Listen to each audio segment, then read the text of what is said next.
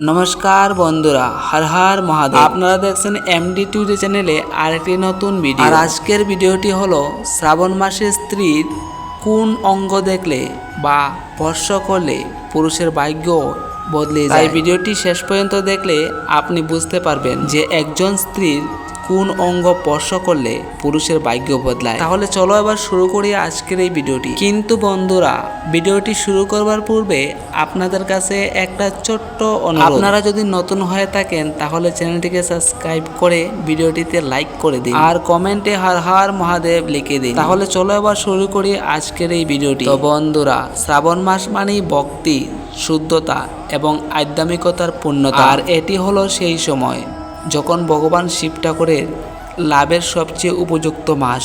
এই মাসে গঙ্গাজল, উপবাস ও রুদ্রাভিষেক এইসব করলেই নয়, বরং দাম্পত্য জীবনকেও পূজার অংশ হিসাবে দেখেছেন আমাদের ঋষিরা। তাই স্ত্রীকে শুধু জীবনসঙ্গী নয়, ঈশ্বরের আশীর্বাদ বলেও গণ্য করা হয়েছে আমাদের এই ধর্মশাস্ত্রে। আর যে গৃহে স্ত্রীকে লক্ষ্মী রূপে পূজা করা হয়, সেই গৃহে সর্বদা শান্তি, সৌভাগ্য ও সমৃদ্ধি বিরাজ করে। বন্ধুরা, এবার কথা হলো স্ত্রীর কোন জায়গায় হাত দিলে অথবা কোন অঙ্গে স্পর্শ করলে পুরুষের ভাগ্য বদলে যায়। তো চলো তাহলে এই বিষয় নিয়ে একটু আলোচনা করি। তো বন্ধুরা, এই শ্রাবণ মাসে আপনার স্ত্রীর হাত যদি আপনি প্রত্যেক দিন সকালবেলায় স্পর্শ করেন, তাহলে দেখবেন আস্তে আস্তে আপনার ভাগ্যে অনেক পরিবর্তন আসতেছে। আর স্ত্রীর হাত মানেই শুধু শারীরিক অঙ্গ নয়, এই হাতে থাকে তার সংসার করার ক্ষমতা, স্নেহের পরশ এবং লক্ষ্মীর আশীর্বাদ। তাই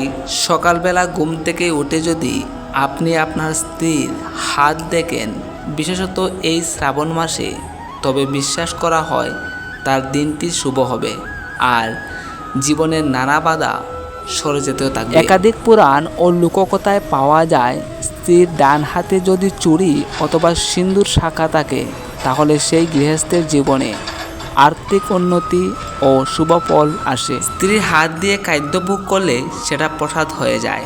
এই হাতেই এক গৃহস্থের জীবনকে গড়ে তোলে।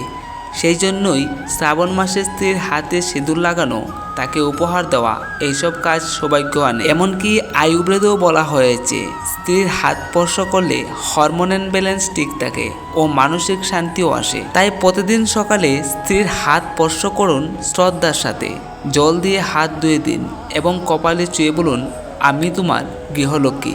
এতে সাংসারিক বাধা দূর হয়। শ্রাবণ মাসে প্রতিদিনই স্ত্রীকে একবার হলেও হাত ধরে শিব নাম জপ এবং তার হাতে উপহার দিন, নতুন শাখা, চুড়ি বা সিঁদুর। এই উপহার স্ত্রীর হৃদয় ছুঁয়েছে, মানে লক্ষ্মীর দৃষ্টি এখানে এই গৃহে বাস করছে। তবে মনে রাখবেন, ধর্ম কোনো লালসা নয়। স্ত্রীকে সম্মান না করে যদি আপনি কেবল ভাগ্যের কথা ভাবেন, তাহলে তাতে কিছুই হবে না। তাই স্ত্রীকে ভালোবাসুন, শ্রদ্ধা করুন।